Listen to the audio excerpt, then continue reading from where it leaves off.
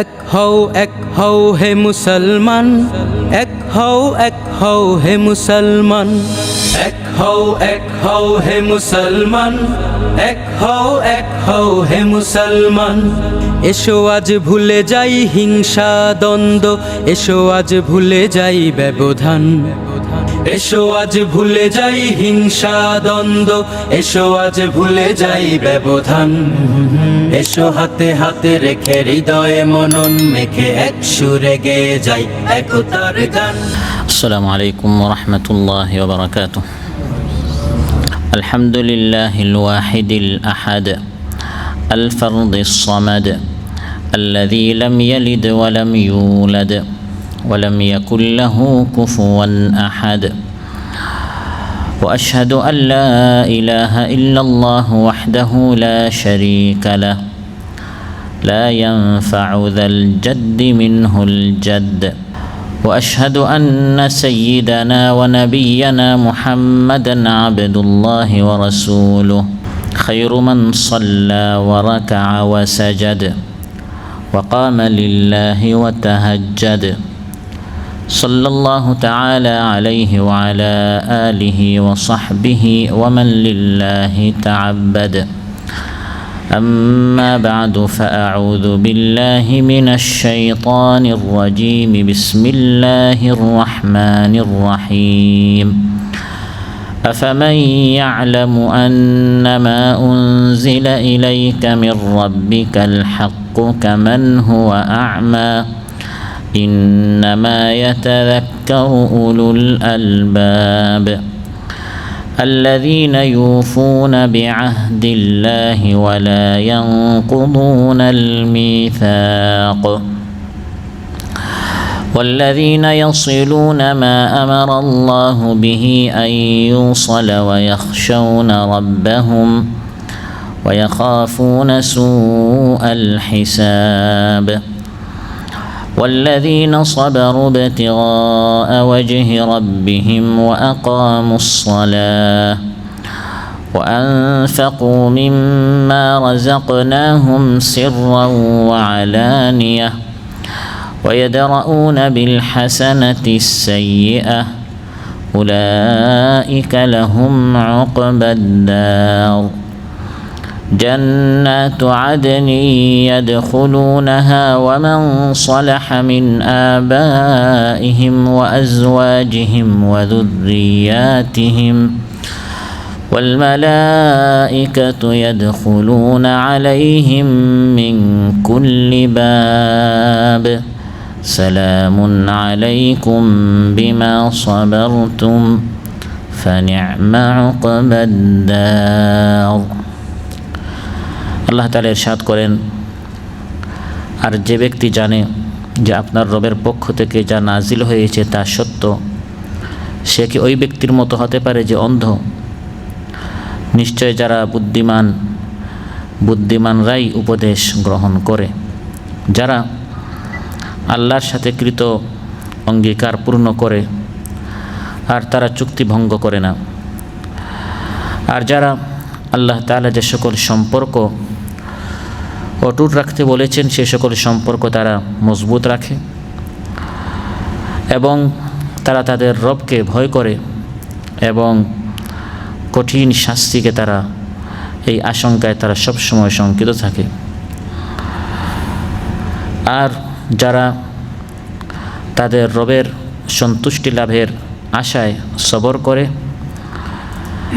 সালাত কায়েম করে, আর আমি তাদেরকে যা দিয়েছি তা হতে গোপনে ও প্রকাশ্যে খরচ করে এবং মন্দকে প্রতিহত করে উত্তম দ্বারা, তাদের জন্য রয়েছে শুভ পরিণতি, অর্থাৎ এমন স্থায়ী জান্নাত যেখানে তারা প্রবেশ করবে এবং তাদের বাপদাদা,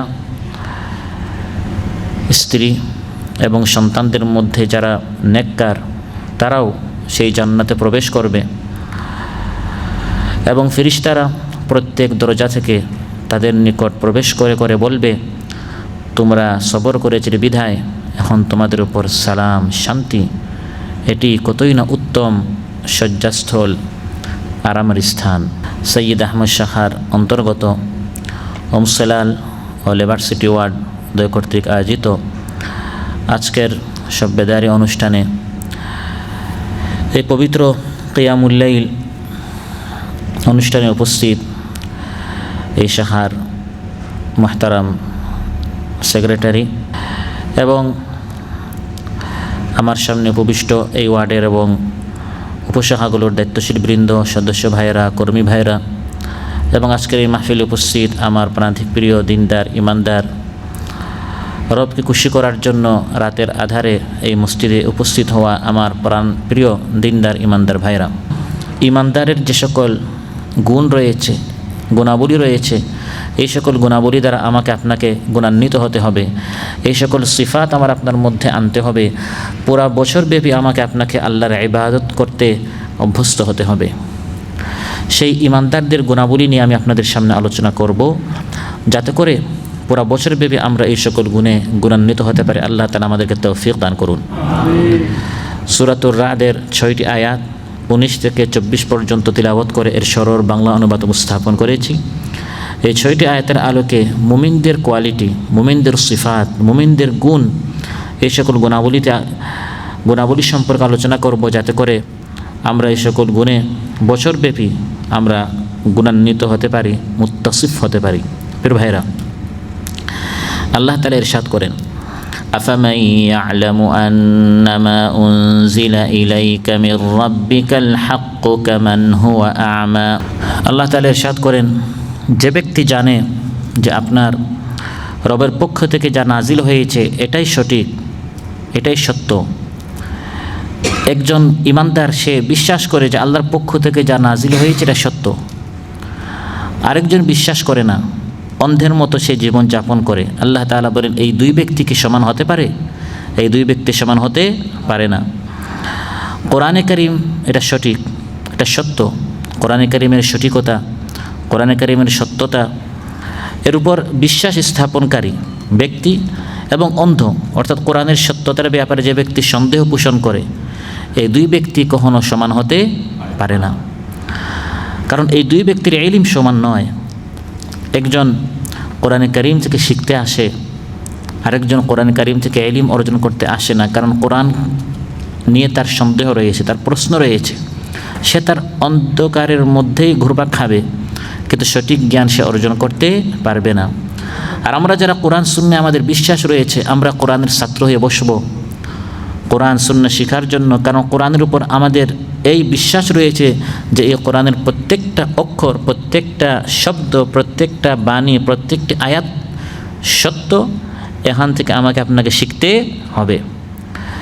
অতএব কোরআন থেকে যে ব্যক্তি ইলম অর্জন করবে আর কোরআন থেকে যে ব্যক্তি ইলম অর্জন করবে না, এই দুই ব্যক্তিও সমান হতে পারবে না।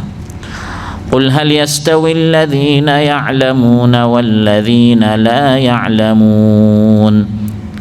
আল্লাহ তাআলা বলেন, হে নবী আপনি বলুন, যারা জানে আর যারা জানে না, এই দুই দল কি সমান হতে পারে? এই দুই দল সমান হতে পারে না। যারা কোরআন থেকে শিখতে বসে আর যে কোরআন থেকে শিখতে বসে না, একজন শিখতে বসার কারণে অনেক বড় জ্ঞানী হয়েছে, আর একজন শিখতে না বসার কারণে সে মূর্খই থেকে গেল। ফলে যে ব্যক্তি শিখেছে, শিখতে শিখতে সে জান্নাতের পথ চাললো, ফলে তার ঠিকানা হবে জান্নাত। আর যে ব্যক্তি কোরআন তার সামনে আছে, বলা হচ্ছে, পড়া হচ্ছে, পড়ানো হচ্ছে, শেখানো হচ্ছে, কামান হুয়া আ'মা, কিন্তু সে অন্ধই থেকে গেল। কোরআন থেকে শিখতে সে আগ্রহী হয় নাই, অগ্রসর হয় নাই, ফলে তার ঠিকানা হবে জাহান্নাম। আর জান্নাতি আর জাহান্নামী কখনো সমান হতে পারে না। لا يستوي أصحاب النار وأصحاب الجنة أصحاب الجنة هم الفائزون। আল্লাহ তাআলা বলেন, জান্নাতবাসী এবং জাহান্নামবাসী সমান হতে পারে না। কোথায় জান্নাতি আর কোথায় জাহান্নামী? জান্নাতীরা তো কামিয়াব, সুবহানাল্লাহ, জান্নাতীরা তো সফল। আসহাবুল জান্নাতি হুমুল ফাইজুন। যে ব্যক্তি একবার জান্নাত প্রবেশ করলো, তার আর কোনো দুঃখ নেই, কোনো কষ্ট নেই, সে চির সফলতা, চির কামিয়াবি সে অর্জন করেই ফেললো, সুবহানাল্লাহ। অতএব আমাকে আপনাকে প্রথম যে গুণ আমাদের মধ্যে, যে গুণ আমাদের অর্জন করতে হবে, সেটি হচ্ছে আমাকে আপনাকে কোরআন শেখার জন্য অগ্রসর হতে হবে। কোরআন আমার আপনার চোখ খুলে দিবে। আর যে ব্যক্তি কোরআনের সংস্পর্শে আসবে না, আমা, সারা জীবন সে অন্ধই থাকবে এবং কিয়ামতের দিনও তাকে আমা, অন্ধ করে তাকে উঠানো হবে। কেন? কারণ তার সামনে কোরআন পড়ানো হতো, শেখানো হতো, কিন্তু সে তার চোখ খুলে নাই, কান খুলে সে কোরআন শুনে নাই, চোখ খুলে সে কোরআন দেখে নাই, মন খুলে সে কোরআন বুঝে নাই। ফলে আল্লাহ তাআলা তার জীবনটা সংকীর্ণ করে ফেলবেন এবং কিয়ামতের দিন আমা, অন্ধ করে তাকে উঠানো হবে। নাউযুবিল্লাহ। ওয়ামান আ'রাদা আন যিকরি ফাইন্না লাহু মাঈশাতান দানকা ونحشره يوم القيامة أعمى قال رب لم حشرتني أعمى وقد كنت بصيرا। আল্লাহ তাআলা বলেন, যে বা যারা আমার জিকির থেকে, আমার কোরআন থেকে মুখ ফিরিয়ে নিবে, আমি তার জীবনটা সংকীর্ণ করে ফেলব, সংকুচিত করে ফেলব, দুশ্চিন্তাগ্রস্ত আমি তাকে করে ফেলব এবং কিয়ামতের দিন কোরআন থেকে মুখ ফিরে রাখার কারণে আমি তাকে অন্ধ অবস্থায় উঠাবো। সে প্রশ্ন করবে, হে আল্লাহ, দুনিয়াতে তো আমি চক্ষুষ্মান ছিলাম, তুমি আজ আমাকে অন্ধ করে কেন উঠালে? আল্লাহ তাআলা বলবেন, কাযালিকা আতাতকা আয়াতুনা ফানাসিতাহা ওয়া কাযালিকাল ইয়াউমা তুনসা। কারণ দুনিয়াতে তোমার সামনে আমার আয়াতগুলো পড়া হতো, কিন্তু তুমি চোখ বন্ধ করে রাখতে, কান বন্ধ করে রাখতে, মনটা বন্ধ করে রাখতে। লাহুম কুলুবুল লা ইয়াফকাহুনা বিহা ওয়া লাহুম আ'য়ুনুল লা ইউবসিরুনা বিহা ওয়া লাহুম আযানুল লা ইয়াসমাউনা বিহা। কলব আছে, এই মন দিয়ে সব কিছু তুমি শুনেছো, বুঝার চেষ্টা করেছো, কিন্তু আমার কোরআন তুমি বুঝার চেষ্টা করো নাই। কান দিয়েছিলাম, এই কান দিয়ে তুমি সব কিছু শোনার চেষ্টা করেছো, কিন্তু আমার কোরআন মনোযোগ দিয়ে শোনার চেষ্টা করো নাই। চোখ দিয়েছিলাম, এই চোখ দিয়ে তুমি সব কিছু দেখেছো, কিন্তু আমার কোরআন দেখার তুমি চেষ্টা করো নাই। দেখে দেখে শিখার, পড়ার চেষ্টা করো নাই। ফলে আমি আল্লাহ তাআলা আজ তোমাকে অন্ধ করে উঠিয়েছি। নাউযুবিল্লাহ। অতএব একদল হচ্ছে চক্ষুষ্মান, যারা হচ্ছে ইমানদার, আরেক দল হচ্ছে আমা, অন্ধ, যাদের সামনে দিবানিশি কোরআন পাঠ করা হয়, বোঝানো হয়, কিন্তু এই কোরআন থেকে অন্যান্যরা দলে দলে উপকৃত হচ্ছে, কিন্তু সে জাহিল, মূর্খ থেকেই গেল, শিকার জন্য সে অগ্রসর হলো না। বুদ্ধিমান হচ্ছে সে ব্যক্তি যে অগ্রসর হলো, কোরআন থেকে উপকৃত হলো, কোরআন থেকে উপদেশ গ্রহণ করলো। ইন্নামা ইয়াতাযাক্কারু উলুল আলবাব। আল্লাহ তাআলা আয়াতের শেষে বলেন, এরাই উলুল আলবাব, এরাই বুদ্ধিমান, এরাই চতুর, এরাই চৌকস, এরাই চালাক, যারা কোরআন থেকে শিখার জন্য, ইয়াতাযাক্কার, উপদেশ নেয়ার জন্য, শিখার জন্য যারা এগিয়ে আসে। কালামু রাব্বি, আমার রবের কালাম, তাতে কোনো সন্দেহ নেই, প্রত্যেকটি কথা সত্য, হাক্কুল লা রাইবা ফি।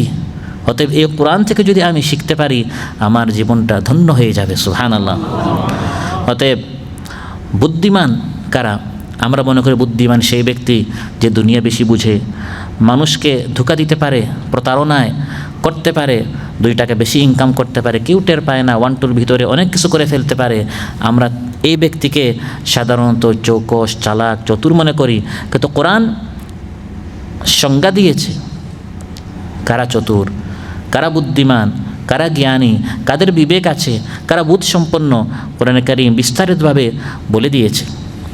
বুদ্ধিমান হচ্ছে সেই ব্যক্তি যে ব্যক্তির সামনে যখন আল্লাহ তাআলার কোনো একটি বিধান বলা হয়, সঙ্গে সঙ্গে সে এই বিধানটি মেনে নেয়। আমরা আমাদের সমাজে বুদ্ধিজীবী তাদেরকে মনে করি যারা বুদ্ধি দিয়ে চিন্তা করে আল্লাহর এই হুকুমটি মানা যাবে কি না। তারা বিশ্লেষণ করে, তারা আল্লাহর বিধানের সমালোচনা করে যে বর্তমান এই যুগে ইসলামের এই সকল দণ্ডবিধিগুলো কার্যকর করা যাবে কি না, ইসলামের উত্তরাধিকারী আইন এগুলো চালু করা যাবে কি না। তারা টকশোতে বসে বসে বা সংসদে বসে বসে চিন্তা করে যে আসলে আল্লাহ তাআলা যেভাবে ভাগ করে দিয়েছেন, ভাই দ্বিগুণ নিবে, বোন অর্ধেক নিবে, এরকম বন্টন করা হবে কি না। তারা চিন্তা করছে, তারা গবেষণা করছে, সমাজ তাদেরকে বুদ্ধিজীবী বলে। কোরআনের দৃষ্টিতে এরা হচ্ছে সবচেয়ে মূর্খ, সবচেয়ে জাহিল, কারণ তারা আল্লাহর বিধান নিয়ে আপত্তি উঠায়। আর সবচেয়ে জ্ঞানী হচ্ছে তারা যারা আল্লাহর হুকুমের উপর কোনো আপত্তি ওয়ালাকুম ফিল কিসাসি হায়াতুন ইয়া উলিল আলবাবি লাআল্লাকুম তাত্তাকুন। ইয়া উলিল আলবাব, হে বুদ্ধিজীবীরা। ইয়া আইয়ুহান নাস আল্লাহ বলেন নাই, সকল মানুষকে আল্লাহ বলেন নাই, বরং বলেছেন হে জ্ঞানীরা। হত্যার বদলা হত্যা, এই বিধানটি আমি আল্লাহ তাআলা যে দিয়েছি এর মধ্যেই তোমাদের কল্যাণ। তার মানে বুদ্ধিজীবী তারা, উলিল আলবাব আকল আছে তাদের, আল্লাহ তাআলা যে বিধানই নাজিল করেন যারা সেই বিধানটি মেনে নেয়। হত্যার বদলা হত্যা আল্লাহ বলেছেন, এর মধ্যে কল্যাণ। চোরের হাত কাটতে হবে, এর মধ্যে কল্যাণ। রমাদানে রোজা রাখতে হবে, এর মধ্যে কল্যাণ। রমাদানের পরেই ঈদের দিন রোজা বন্ধ করতে হবে, এর মধ্যে কল্যাণ। যখন আমার রব যে বিধান নাজিল করেন এই বিধানটি মাথা পেতে যারা মেনে নেয়, কোরআন বলছে এরাই উলুল আলবাব, এরাই হচ্ছে বুদ্ধিজীবী, বুধ সম্পন্ন, আকল এদেরই আছে। আকল দ্বারা আল্লাহর হুকুম মানে, আকল দ্বারা আল্লাহর হুকুম নিয়ে সমালোচনা করে না। সবচেয়ে বেশি যারা আল্লাহকে ভয় করে, পরকালীন জীবন নিয়ে যারা চিন্তা করে, আকল দিয়ে পরকালীন জীবনে যারা চিন্তা করে, আখিরাতের সফলতার যারা চিন্তা করে, এদেরই আকলটা কাজে লাগছে। আর এই আকল দ্বারা শুধু দুনিয়ার হিসাব করে, দুনিয়া কীভাবে ভালো চলা যায়, কিন্তু এই আকল দিয়ে আখিরাতের চিন্তা করে না। কোরআন বলছে বালহুম আদাল, চতুষ্পদ জন্তুর চাইতে এর আরও নিকৃষ্ট। চতুষ্পদ জন্তুর আকল নেই, এদের আকল থেকেও আকলটা কাজে না লাগাবার কারণে জীব জন্তু এর চেয়েও তার আরও কি নিকৃষ্ট। আর বুদ্ধিমান কারা? وتزودوا فإن خير الزاد التقوى واتقون يا أولي الألباب। পাথেয় গ্রহণ করো, আর শ্রেষ্ঠ পাথেয় হচ্ছে তাকওয়া, আল্লাহ ভীতি। অতএব হে বুদ্ধি সম্পন্ন লোকেরা, আমি আল্লাহকে ভয় করো। যে যত বেশি আল্লাহকে ভয় করে সে তত বড় বুদ্ধিজীবী, সে তত বড় বুদ্ধি, বোধ, আকল এর অধিকারী। সে এই আকল দ্বারা চিন্তা করেছে যে আমাকে আল্লাহর ভয় আমার অন্তরে জাগ্রত রাখতে হবে, তাহলেই আমি যখন কাল মারা যাব, মৃত্যু পরবর্তী জীবনে আমি সফল হতে পারবো। এই লোকটা হচ্ছে চালাক, এই লোকটা হচ্ছে চতুর। আল কাইয়িস, রাসূল সাল্লাল্লাহু আলাইহি ওয়াসাল্লাম ইরশাদ করেন এই ব্যক্তি চতুর। কে?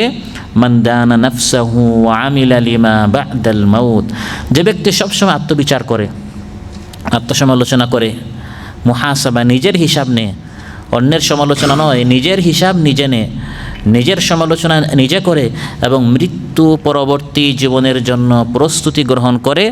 রাসূল সাল্লাল্লাহু আলাইহি ওয়াসাল্লাম ইরশাদ করেন এই ব্যক্তি হচ্ছে চতুর, এই ব্যক্তি হচ্ছে চালাক, এই ব্যক্তি হচ্ছে বুদ্ধিমান।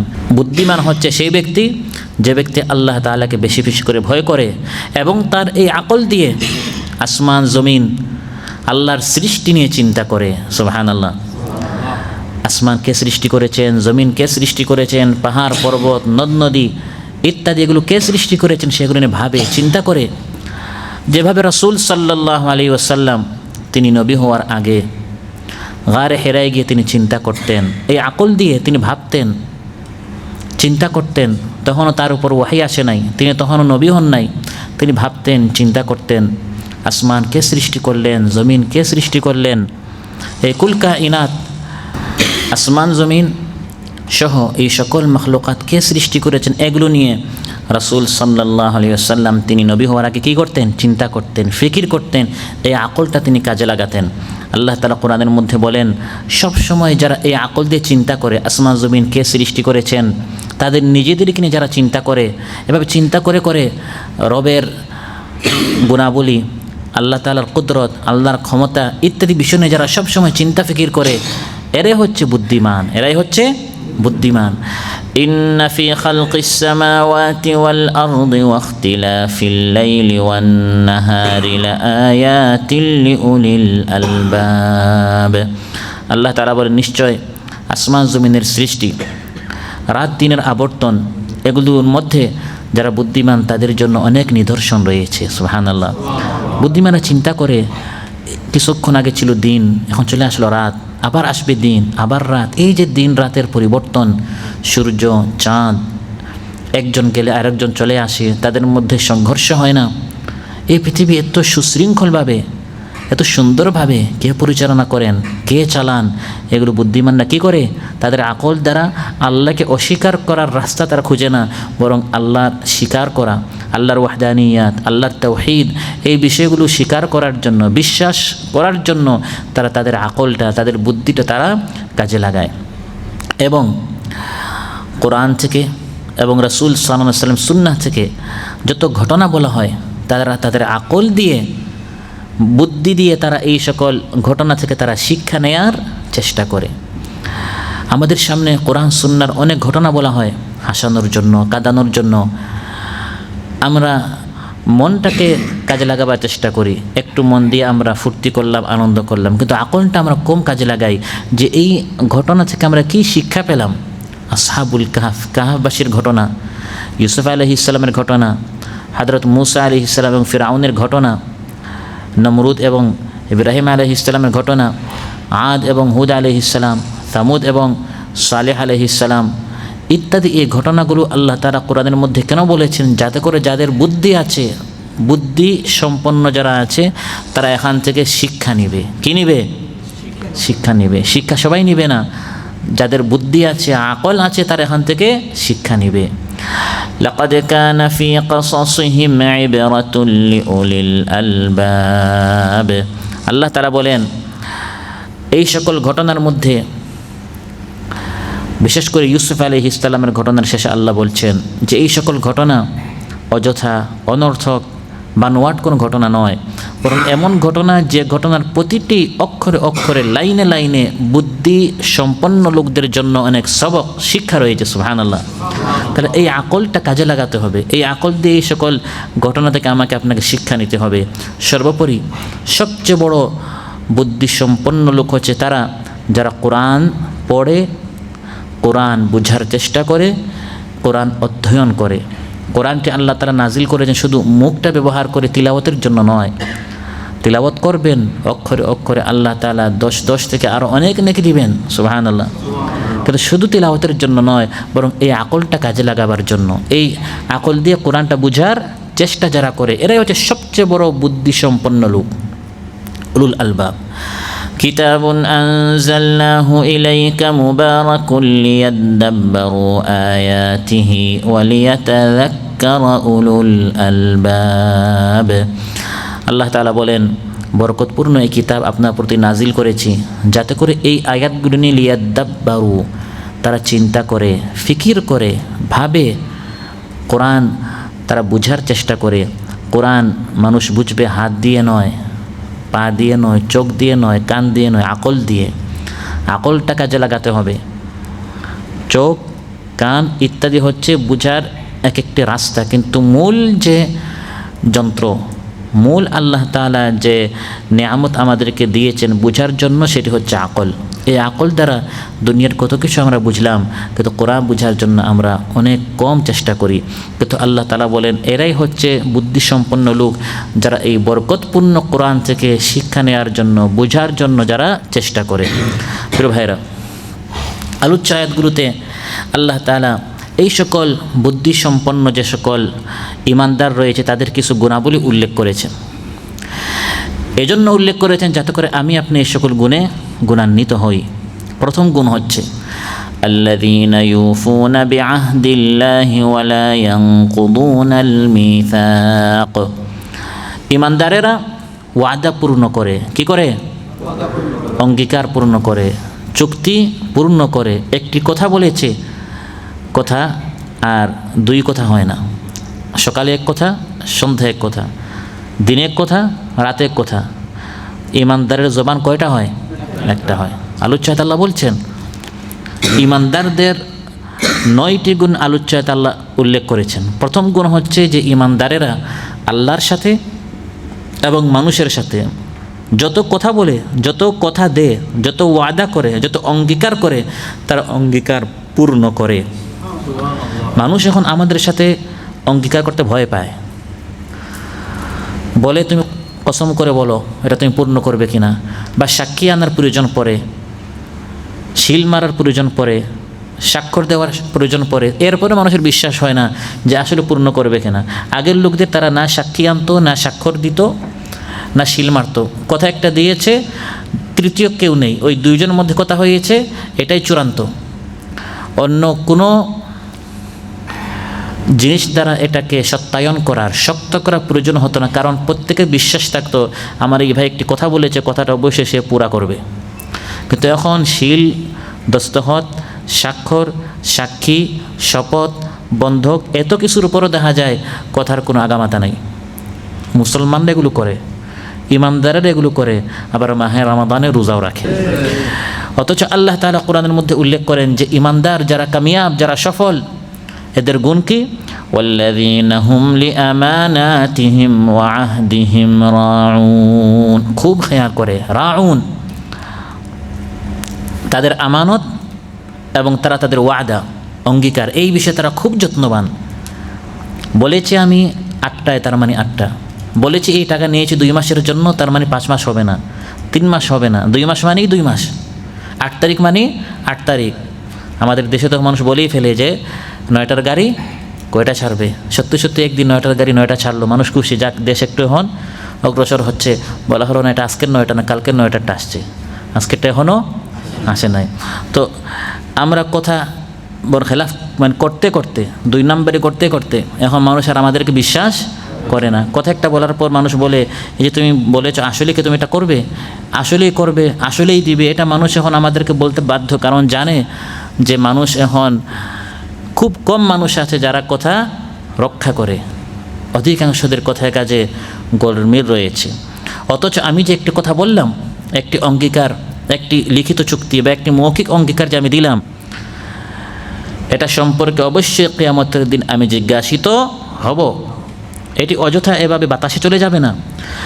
ওয়াউফু বিল আহদি ইন্নাল আহদা কানা মাসউলা। আল্লাহ তাআলা বলেন চুক্তি পূর্ণ করো, নিশ্চয় এই চুক্তি সম্পর্কে কাল কিয়ামতের দিন তুমি জিজ্ঞাসিত হবে। আল্লাহর আদালতে আল্লাহ প্রশ্ন করবেন, তুমি যে একটি চুক্তি করেছো, একটি অঙ্গীকার করেছো, প্রতিশ্রুতি একটা দিয়েছো, এটা তুমি পূর্ণ করেছিলে কিনা, এই বিষয়ে আমরা প্রত্যেকেই জিজ্ঞাসিত হব। প্রিয় ভাইয়েরা, নবীদের গুণ ছিল, নবীরা যে কথা বলতেন এই কাজ করতেন, যে অঙ্গীকার দিতেন এটা পূর্ণ করতেন। কথায় কাজে তাদের 100% মিল ছিল, কোনো গরমিল ছিল না। নবীদের নাম নিয়ে নিয়ে বেশ কয়েকজন নবীর কথা আল্লাহ কোরআনের মধ্যে উল্লেখ করেছেন। ওয়া ইব্রাহিম আল্লাযী ওয়াফা, ইব্রাহিম আলাইহিস সালাম তিনি তার ওয়াদা পূর্ণ করেছেন। ওয়াযকুর ফিল কিতাবি ইসমাঈল ইন্নাহু কানা সাদিকাল ওয়া'দ। ইসমাঈল আলাইহিস সালাম তিনি তার ওয়াদার বিষয়ে সত্যবাদী ছিলেন। ওয়াদা কখনো তিনি পরিবর্তন করতেন না, ওয়াদার খেলাফি তিনি করতেন না, অঙ্গীকার ভঙ্গ করতেন না। এটি নবীদের শান নয়। এই অঙ্গীকার আমাদের 2 ধরনের হতে পারে। কই ধরনের? একটি হচ্ছে আল্লাহর সাথে, একটি হচ্ছে আমরা পরস্পর আমরা অঙ্গীকার করি। এই আয়াতের মধ্যে আল্লাহ তাআলা 2 অঙ্গীকারের কথাই বলেছেন। আল্লাযীনা ইউফুনা বিআহদিল্লাহ, ঈমানদার হচ্ছে তারা যারা আল্লাহর সাথে কৃত অঙ্গীকার পূর্ণ করে। ওয়ালা ইয়ানকুদুনাল মিসাক, পরস্পর যে অঙ্গীকার করে এটাও ভঙ্গ করে না, আল্লাহটাও পুরা করে, আর পরস্পর আমরা যে চুক্তি করি, অঙ্গীকার করি, ঈমানদারের এটাও পূর্ণ করে। আল্লাহর সাথে আমাদের কি অঙ্গীকার হয়েছে? আলম আর ওয়াহে, এই দুনিয়াতে আসার আগে আল্লাহর সাথে আমার আপনার অঙ্গীকার হয়েছে, আমরা যখন দুনিয়াতে আসব আমরা আল্লাহকে রব হিসাবে মানব। وَإِذْ أَخَذَ رَبُّكَ مِنْ بَنِي آدَمَ مِنْ ظُهُورِهِمْ ذُرِّيَّتَهُمْ وَأَشْهَدَهُمْ عَلَى أَنفُسِهِمْ أَلَسْتُ بِرَبِّكُمْ قَالُوا بَلَى شَهِدْنَا।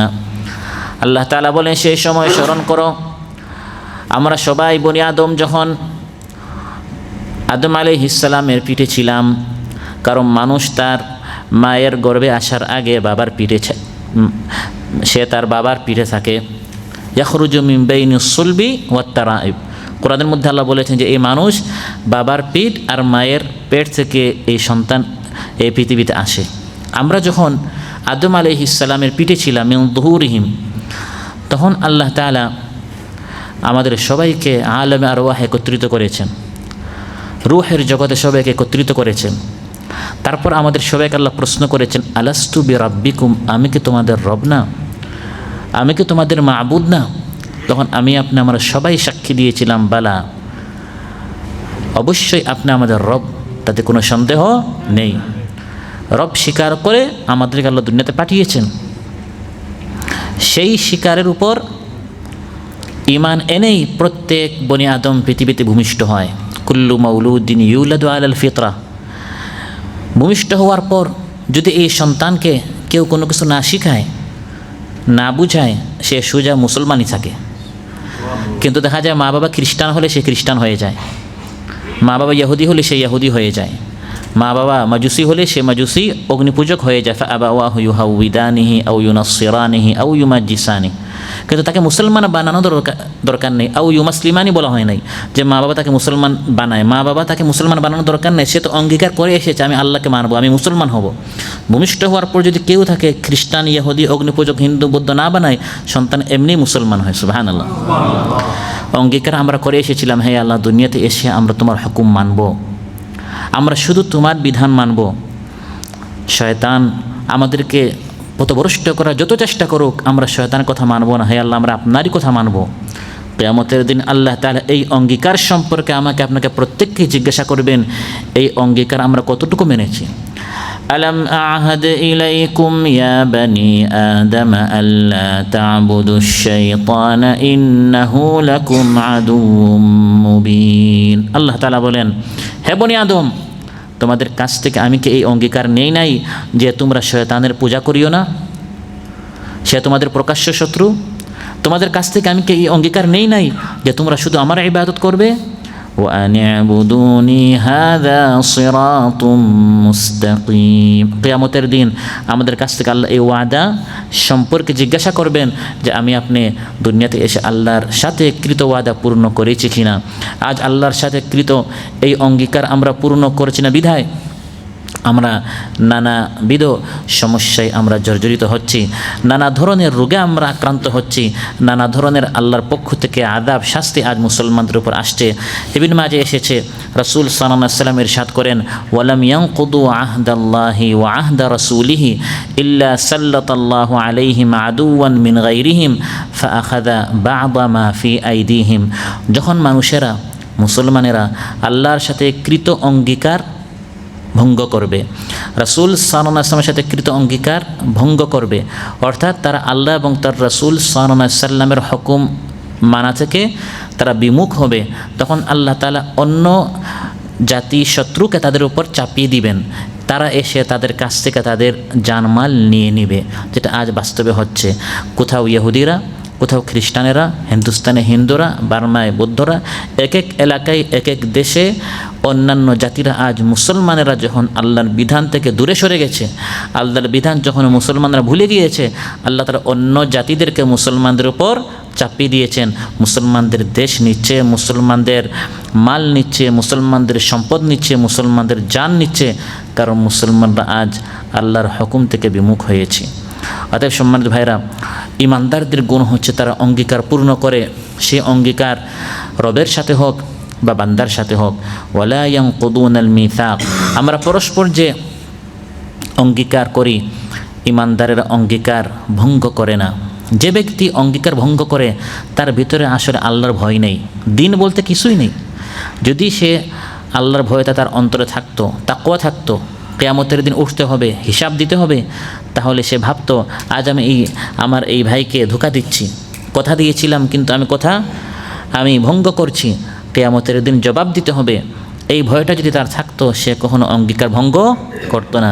বিধায় রাসূল সাল্লাল্লাহু আলাইহি ওয়াসাল্লাম ইরশাদ করে, মুসনাদ আহমদ এসেছে, লা দীনা লিমান লা আহদা লাহু। যে ব্যক্তির কাছে ওয়াদা, অঙ্গীকার যে ব্যক্তি পূর্ণ করে না, তার কাছে আসলে দিনই নাই। যত নামাজি হোক, দেখতে মনে হয় পরহেজগার, মসজিদে আসে সবার আগে, এত পরহেজগার, সমাজের মানুষ তাকে পরহেজগার বলুক, মুত্তাকি বলুক, মসজিদে আসে, মাঝে মধ্যে উমরা হজও করে, কিন্তু এই এলাকায় তার মতো 2 নাম্বার চিটার আর নেই। এরকম অনেক মুসলমান আছে না নাই? এই এলাকায় কোনো কাফতেরিয়া নেই, কোনো দোকান নেই, কোনো ট্যাক্সি নেই, কোনো গাড়ি নেই, সবাই তার কাছে টাকা পায়। ট্যাক্সিতে উঠেছে, আচ্ছা কালকে দিব, দোকানে গিয়েছে, আচ্ছা আগামী মাসে দিব, সবাইকে কথা দিয়ে রেখেছে। মাসের পর মাস যায়, দিনের পর দিন যায়, তার মাসটা শেষ হয় না। 5 দিন পরে দিব, তার এই 5 দিনটা শেষ হয় না, আবার মসজিদে সবার আগে আসে। মাঝে মধ্যে এই টাকা দিয়ে সে উমরা হজ করতে যায়, আবার এতিমখানায় সে দানও করে, মাদ্রাসায় সে কিছু টাকা দিয়ে দেয়। রাসূল সাল্লাল্লাহু আলাইহি ওয়াসাল্লাম ইরশাদ করেন, লা দিনের, এই ব্যক্তির অন্তরে আসলে কোনো দিন নাই। মা নাকাদা কওমুনিল আহদা ইল্লা কানাল কাতলু বাইনাহুম, ইবনে মাজাহ এসেছে, যখন এক সমাজ ব্যাপকভাবে তারা অঙ্গীকার ভঙ্গ করে তাদের মধ্যে কাতল, হত্যা ব্যাপক হয়ে যায়। কেন? আপনি আমারটা ভঙ্গ করলেন, আমি আপনারটা ভঙ্গ করলাম, ফলে পরস্পর বিশ্বাস নেই। অঙ্গীকার ভঙ্গ যখন পরস্পর ব্যাপক হয়ে যায়, হিংসা বাড়ে, বিদ্বেষ বাড়ে, শত্রুতা বাড়ে, হানাহানি বাড়ে, কাটাকাটি বাড়ে, সন্ত্রাসী কর্মকাণ্ড বাড়ে, যেটা আজ আমাদের দেশে হচ্ছে। অধিকাংশ হত্যার পিছনে দেখবেন একজনে আগে অঙ্গীকার ভঙ্গ করেছে, টাকা নিয়েছে, টাকা দেয় নাই, কথা দিয়েছে, কথা পূর্ণ করে নাই। এই সকল কারণ দেখা যায় পরস্পর হিংসা, বিদ্বেষ, শত্রুতা শেষ পর্যন্ত হত্যা পর্যন্ত পৌঁছে যায়। বিধায় এর সমাধান হচ্ছে ইমানদারদেরকে আল্লাহ তাআলা ডেকে ডেকে বলছেন, হে ইমানদারেরা, ইয়া আইয়ুহাল্লাযীনা আমানু আউফু বিল উকুদ, হে ইমানদারেরা চুক্তি পূর্ণ করো, অঙ্গীকার পূর্ণ করো, তাহলে আমরা শান্তি পাবো। সুবহানাল্লাহ। ইমানদারদের গুণ হচ্ছে আল্লাযীনা ইউফুনা বিআহদিল্লাহ ওয়া লা ইয়ানকুদুনাল মিসাক, তারা অঙ্গীকার পূর্ণ করে, তারা অঙ্গীকার ভঙ্গ করে না। অঙ্গীকার ভঙ্গ ইমানদার করে না, মুনাফিক করে। কে করে? ইমানদারদের তালিকায় নাম লিখাতে হলে আজ আমরা এই অঙ্গীকার করব যে জীবন আর কোনো অঙ্গীকার ভঙ্গ করব না। আর মুনাফিক সম্পর্কে রাসূল সাল্লাল্লাহু আলাইহি ওয়াসাল্লাম ইরশাদ করেন, আরবাউন মান কুন্না ফীহি কানা মুনাফিকান খালিসান ওয়া মান কানাত ফীহি খাসলাতুন মিনহুন্না কানাত ফীহি খাসলাতুন মিনান নিফাক হাত্তা ইয়াদাআহা। 4টি চরিত্র যে ব্যক্তির মধ্যে থাকবে সে হচ্ছে পাক্কা মুনাফিক। আর 4টির মধ্যে যদি কারোর মধ্যে একটা থাকে বা 2টা থাকে বা 3টা থাকে, তার মধ্যে মুনাফিকের চরিত্র আসা শুরু হয়ে গিয়েছে। একটা, তার মানে আপনি এক কদম অগ্রসর হয়েছেন মুনাফিকের দিকে। 2 চরিত্রে চলে আসছে, তার মানে আপনি অর্ধেক আপনার ভিতরে চলে আসছে। সাবধান হয়ে যেতে হবে। এক, ইদা হাদ্দাসা কাযাবা, কথা বললে মিথ্যা বলে। ওয়াইদা তুমিনা খানা, আমানত রাখা হলে আমানতের খেয়ানত করে। ওয়াইদা আহাদা গাদারা, অঙ্গীকার করলে অঙ্গীকার ভঙ্গ করে। ওয়াইদা খাসামা ফাজারা, ঝগড়া করলে বাড়াবাড়ি করে। অশ্লীল ভাষায়, অশ্রব্য ভাষায় গালাগালি করা, এটি কোনো ইমানদারের কোনো চরিত্র হতে পারে না। ভাই, রমজান বলে কিছু বলি নাই, আমার গালির লিস্ট আপনি এখনও শুনেন নাই, আবার ফখর করে বলে। সূরা একটা বলতে পারে না, 2-1টা মুখস্থ নাই, বলে আমার গালি কত মুখস্থ, রমজান মাস বিদায় বলে, তার মানে রমজানের পরে সে বলবে নাকি? এগুলো কোনো মুনাফিক, এগুলো মুনাফিকের চরিত্র হতে পারে, এগুলো ইমানদারদের গুণ হতে পারে না। তাহলে আজকে আমরা প্রথম ইমানদারদের যে গুণ জানলাম সেটি হচ্ছে ইমানদাররা তারা তাদের ওয়াদা, অঙ্গীকার পূর্ণ করে। ইমানদারের অঙ্গীকার কি করে না? ভঙ্গ করে না। ইমানদারদের দ্বিতীয় যে গুণ আলোচ্য আয়াতে আল্লাহ তাআলা উল্লেখ করেছেন সেটি হচ্ছে ওয়াল্লাযীনা ইয়াসিলুনা মা আমারাল্লাহু বিহি আন ইউসাল। আল্লাহ তাআলা যে সম্পর্ক অটুট রাখতে বলেছেন তারা সেই সম্পর্ক অটুট রাখে, অর্থাৎ আত্মীয়দের সাথে। আত্মীয়দের সাথে ইমানদারের সম্পর্ক মজবুত রাখে, আত্মীয়দের সাথে ইমানদারের সম্পর্ক ছিন্ন করে না। রাসূল সাল্লাল্লাহু আলাইহি ওয়াসাল্লাম ইরশাদ করেন, মান আহাব্বা আন ইউবসাতা লাহু ফি রিজকিহি ওয়া ইউনসা লাহু ফি আসারিহি ফালইয়াসিল রাহিমা। যে ব্যক্তি এটা পছন্দ করে আল্লাহ তাআলা তার রিজিক প্রশস্ত করে দেন, আল্লাহ তাআলা তার হায়াতে বরকত দেন, সে যেন তার আত্মীয়দের সাথে সম্পর্ক অটুট রাখে। সুবহানাল্লাহ। ইউবসাতা লাহু ফি রিজকি, রিজকে বরকত পাবেন। ওয়া ইউনসা লাহু ফি আসারিহি, আপনি আপনার হায়াতেও বরকত পাবেন। সুবহানাল্লাহ। আবার আল বাজ্জারে এসেছে, ইমাম বাজ্জার রাহিমাহুল্লাহ হাদিস বর্ণনা করেছেন, এই দুইটার পাশাপাশি হায়াতের বরকত, জিন্দেগির বরকত এবং মালের বরকত, এর পাশাপাশি তিনি আরেকটা বরকতের কথা বলেছেন বা আরেকটি পুরস্কারের কথা বলেছেন, সেটি হচ্ছে মান সাররাহু আন ইউমাদ্দা লাহু ফি উমরিহি ওয়া ইউওয়াসসা লাহু ফি রিজকিহি। যে ব্যক্তি চায় তার উমরে বরকত হোক, রিজিক প্রশস্ত হোক, এবং তৃতীয়টা হচ্ছে ওয়া ইউদফা আনহু মিতাতুসসু, এবং অপমৃত্যু থেকে সে বাঁচুক, তাহলে ফালিয়াত্তাকিল্লাহ ওয়া লিয়াসিল রাহিমা, সে যেন আল্লাহকে ভয় করে এবং আত্মীয়দের সাথে সে যেন সম্পর্ক মজবুত রাখে। অপমৃত্যু থেকে বাঁচবেন। অপমৃত্যু কি? ওসিয়ত নেই, তাওবা ইস্তিগফার নেই, হঠাৎ আপনি গাড়িতে অ্যাক্সিডেন্ট করে মারা গেলেন মৃত্যুর প্রস্তুতি ছাড়া, হঠাৎ প্লেন ধসে নিচে পড়ে গেল, হঠাৎ আল্লাহ না করুন আগুন লাগলো, বন্যাতে, পানিতে, ভূমিকম্পে, ভূমিধসে হঠাৎ মৃত্যু, এটাকে অপমৃত্যু বলা হয়। এই অপমৃত্যু থেকে বাঁচার অনেক আমল আছে। এর মধ্যে একটু হচ্ছে সামাজিক কাজ, মানুষের সুখে দুঃখে পার্শ্বে দাঁড়ানো, সনাইউল মারুফি তাকি মাসারিউস সু। ভালো কাজ করলে অপমৃত্যু থেকে মানুষ বাঁচে, কারণ আপনি একজনের সাহায্য করেছেন, সে আপনার জন্য মন থেকে দোয়া করেছে। এই মন থেকে দোয়ার কারণে অপমৃত্যু থেকে বাঁচবেন। তারপর আত্মীয়দের সাথে ভালো ব্যবহার করা, সুন্দর আচরণ করা, তাদের হক আদায় করা, এটাও অপমৃত্যু থেকে বাঁচায়। কিন্তু মানুষের চরিত্র হচ্ছে যখন নাই তখন অনেক উঠতে বসতে সালাম, কিন্তু যখন প্রবাসে চলে আসে, কাতারে চলে আসে, ব্যাংক ব্যালেন্স ভারী হয়ে যায়, টাকা পয়সার অধিকারী হয়ে যায়, তখন আপনদেরকে ভুলে যায়, আত্মীয়দেরকে ভুলে যায়। এটি মানুষের চরিত্র। ফাহাল আসাইতুম ইন তাওয়াল্লাইতুম আন তুফসিদু ফিল আরদি ওয়া তুকাত্তিউ আরহামাকুম। আল্লাহ তাআলা মানুষের চরিত্র বলছেন। মানুষের চরিত্র হচ্ছে একটু পেলে, তাওয়াল্লাইতুম, একটু যখন মালিক হয়ে যায়, ক্ষমতার মালিক, মালের মালিক, সন্তানের মালিক, একটি ভালো চাকরির মালিক, একটু আপনার প্রমোশন হয়েছে, ব্যবসায় উন্নতি হয়েছে, একটু যদি আল্লাহ দিয়ে দেন, তখন জমিনে সে ফাসাদ সৃষ্টি করে আর আত্মীয়দের সাথে সম্পর্ক ছিন্ন করে ফেলে। নাউযু বিল্লাহ। আত্মীয়দের সাথে সম্পর্ক অটুট রাখা বলতে আমরা কি বুঝি? দিলে আমি দিব, আমার পার্টিতে আসলে আমি তার পার্টিতে যাব, আমার দাওয়াত গ্রহণ করলে আমি তার দাওয়াত গ্রহণ করব, আমাকে সালাম করলে আমি তাকে সালাম করব। কিন্তু আমার যে ফুফু, যে খালা, যে ভাই সালাম করলে জবাব দেন, আমি তার সালাম, আমি তাকে সালাম দিব না। যে আমার দাওয়াতে আসে না, আমি তার দাওয়াতে যাব না। এটা আত্মীয়তা নয়, এটা তো সবাই করে। আমরা বলি ভাই আমি কিন্তু ভালোর ভালো, খারাপের খারাপ। তো ভালোর ভালো তো সবাই। আমি যদি আপনাকে সালাম করি, আপনি কি আমাকে থাপ্পড় মারবেন? ভালোর তো ভালো সবাই, খারাপের ভালো যে ব্যক্তি হয় সে হচ্ছে আসল ভালো। যে আপনাকে সালাম করে, আপনি তাকে সালাম করবেন। যে আত্মীয় আপনার সাথে সম্পর্ক রাখেন, আপনি তার সাথে সম্পর্ক রাখবেন। এটি হচ্ছে আসল আত্মীয়তা রক্ষা করা। আপনি তার চেয়ে বেশি ধনী, প্রবাসী এসে আপনার টাকা বেশি, আপনি তাকে ফোন দিবেন, সে ফোন ধরে না, সালাম করবেন, সে সালাম উত্তর দেন, তারপরেও সবর করে আল্লাহর হুকুম মানবেন। এটি হচ্ছে ঈমানদারদের চরিত্র। সুবহানাল্লাহ। বুখারীতে এসেছে, লাইসাল ওয়াসিলু বিল মুকাফি ওয়ালাকিন্নাল ওয়াসিল আল্লাযী ইযা কুতিআত রাহিমুহু ওয়া সালাহা। আত্মীয়দের সাথে সম্পর্ক বজায় সে ব্যক্তি রাখে না যে ব্যক্তি প্রতিদান দেয়, অর্থাৎ করলে করব, সে প্রতিদান হিসাবে আমাকে সালাম করেছে, প্রতিদিন হিসাবে আমিও সালাম করি। এটা আসলে আসল আত্মীয়তা নয়, এটা সবাই করতে পারে।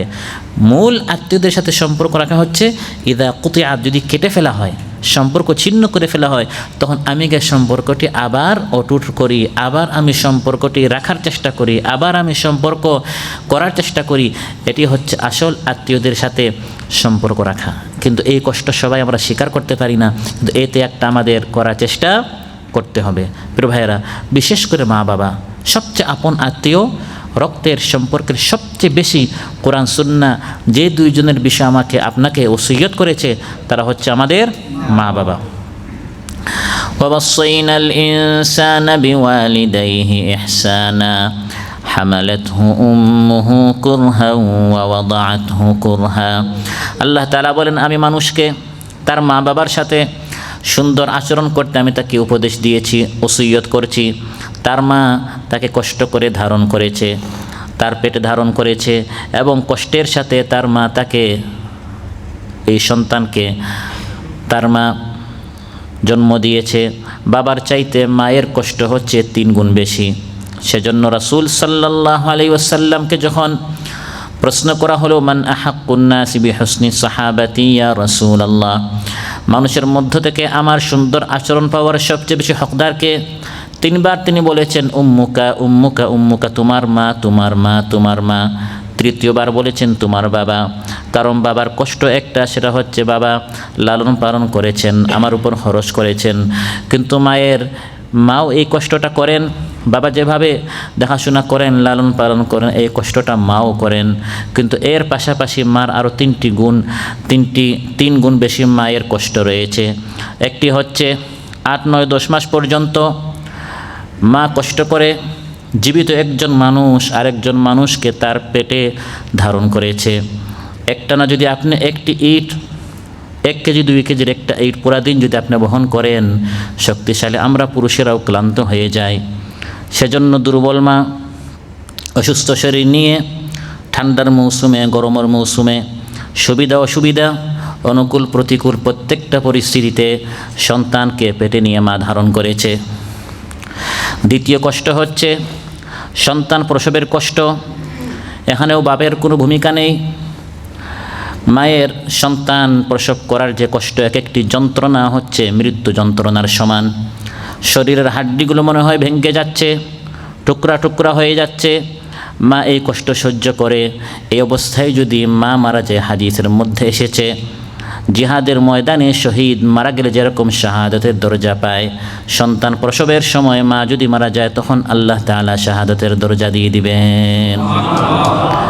তৃতীয় কষ্ট হচ্ছে সন্তান প্রসবের পর প্রায় 2 বছর পর্যন্ত মা তার শরীরের খাবার পানীয় সবগুলোকে নির্যাস করে সন্তানকে ভালোবেসে বুকের দুধ পান করায়। মা তার শরীরের সব খাবার মূলত সন্তানকে দিয়ে দেয়। এজন্য এই সময় মার ক্ষুধাটা একটু বেশি লাগে, কারণ মা যা খাচ্ছে অধিকাংশ খাবার সন্তান সব নিয়ে যাচ্ছে। এই 3টি কষ্ট মা একা করেছেন।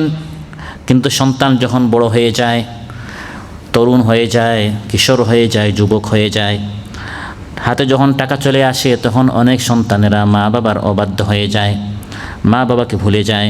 আল্লাহ তাআলা বলেন, তোমার মা বাবা যখন যুবক ছিল, তুমি যখন শিশু ছিলে, তখন তারা তোমার দেখাশোনা করেছে। এখন তারা বার্ধক্যে উপনীত হয়েছে, তুমি এখন যুবক হয়ে গিয়েছো। এখন তোমার হাতে পাওয়ার পকেটে টাকা। ইম্মা ইয়াবলুগান্না ইনদাকাল কিবারা আহাদুহুমা আও কিলাহুমা ফালা তাকুল লাহুমা উফফিন ওয়ালা তানহারহুমা ওয়া কুল লাহুমা কাওলান কারীমা। তোমার মা বাবা 2জন বা 1জন বৃদ্ধ যদি হয়ে যায়, তারা যদি বার্ধক্যে পৌঁছে যায়, তখন তাদেরকে কষ্ট দিবে না, এমনকি উহু শব্দ পর্যন্ত তাদেরকে তুমি শোনাবে না, বরং তাদের সাথে সুন্দর সুন্দর কথা বলবে, নরম নরম কথা বলবে। কোনো দিন তাদেরকে লা তানহারহুমা ধমক পর্যন্ত তাদেরকে দেওয়া যাবে না। দয়ার রহমতের যে পাখা রয়েছে, সেই পাখাগুলো তাদের সামনে বিছিয়ে দিতে হবে, ডানাগুলো তাদের সামনে বিছিয়ে দিতে হবে। ডানা কি মানুষের হয় না পাখির হয়? পাখির হয়। কিন্তু আল্লাহ তাআলা বলেছেন, হে সন্তান, ওয়াকফিদ লাহুমা জানাহা যুল্লি মিনার রাহমা। ভালোবাসার, বাধ্যতার, স্নেহের, মহব্বতের যত ধরনের ডানা রয়েছে, এগুলো তুমি তোমার মা বাবার সামনে বিছিয়ে দাও। কারণ একটা পাখির যদি আপনি ডানাগুলো ধরে ফেলেন, তখন এই পাখি আর নড়তে পারে না। আপনি আপনার ডানাগুলো মা বাবার সামনে এমনভাবে বিছিয়ে দেন, আপনি মরা লাশ। মা বাবা আপনাকে যা করতে বলে আপনি সেটা মানতে রাজি হয়ে যেতে হবে। আমার ডানা বলতে, আমার শক্তি বলতে কিছু নেই। মা বাবা আমাকে যা করতে বলবে, পাখির 2 ডানা যখন ধরে ফেলেন, যেরকম সে আপনার কাবুতে চলে আসে, এখন আপনার অনেক টাকা, অনেক শক্তি, শরীরে আপনার যৌবন আছে, শক্তি আছে, চাইলে মা বাবার কথা আপনি অবাধ্য হতেও পারেন, তারা আপনার কিছু করতে পারবে না, তারা দুর্বল। কিন্তু না, তারা দুর্বল হলেও আপনার রব আপনাকে বলছে যে আপনাকে মা বাবার হুকুম মানতে হবে। শুধু তাদের জিন্দগিতে নয়, শুধু তাদের জীবদ্দশায় নয়, বরং তারা যখন মারা যাবে তাদের হক শেষ হয়ে যায় না। মারা যাওয়ার পর মা বাবার জন্য দোয়া করতে হবে, ওয়াকুর রাব্বিরহামহুমা কামা রাব্বায়ানি সগীরা। হে আল্লাহ, শৈশবকালে আমার মা বাবা যেরকম আমার দেখাশোনা করেছে, লালন পালন করেছে, এখন তারা তোমার নিকট চলে গেছে। হে আল্লাহ, তুমি তাদের উপর দয়া করো, রহম করো বলে আমিন। আবু দাউদে এসেছে, এক ব্যক্তি এসে রাসূল সাল্লাল্লাহু আলাইহি ওয়াসাল্লামকে প্রশ্ন করলো, ইয়া রাসূলুল্লাহ, হাল বাকিয়া মিন বিররি আবাওয়াইয়া শাইউন আবাররুহুমা বিহি বা'দা মাউতিহিমা। আমার মা বাবা মারা গিয়েছেন, এখনও কি মা বাবার কোনো হক আমার উপর আছে? তাদের মৃত্যুর পর আমি তাদের সেই হকটা আদায় করব? রাসূল সাল্লাল্লাহু আলাইহি ওয়াসাল্লাম ইরশাদ করেন, নাআম, তাদের হক আছে। আদ-দুআউ লাহুমা, তাদের জন্য দোয়া করা, ওয়াল ইস্তিগফারু লাহুমা, তাদের জন্য আল্লাহর নিকট ইস্তিগফার করা, ক্ষমা চাওয়া, হে আল্লাহ আমার মা বাবাকে মাফ করে দাও। ওয়া ইনফাদু আহদিহিমা মিন বা'দিহিমা, তাদের চলে যাওয়ার পর তারা যে সকল ওসিয়ত করে গিয়েছে, ওসিয়তগুলো পুরা করা। ওয়াসিলাতু রাহিমিকাল্লাতি লা রাহিমা লাকা ইল্লা মিন কিবালিহিমা, এবং তাদের আত্মীয়দের সাথে, মা বাবার যে আত্মীয়তা, যে আত্মীয় আছে সেই আত্মীয়দের খবর রাখা, তাদের সাথে সম্পর্ক মজবুত রাখা, কারণ মূলত তাদের ছাড়া তোমার কোনো আত্মীয়ই নেই। আমার আপনার যত আত্মীয় আছে, হয় ফুফু চাচা যেগুলো হচ্ছে বাবার আত্মীয়, বা খালা নানা মামা ইত্যাদিগুলো হচ্ছে সব মায়ের আত্মীয়। আর তৃতীয় আরেকটি আত্মীয়তা হচ্ছে শ্বশুরের খানদান। তো সেটা তো পরে যদি মা বাবা না থাকতেন আমি তো দুনিয়াতেই আসতাম না, বিবাহই করতাম না, ওই তৃতীয় যে আমার আত্মীয়তা আছে সেটা আমার হতো না। তো মূল আত্মীয়তা হচ্ছে আমাদের বাবার খানদান এবং মায়ের খানদান।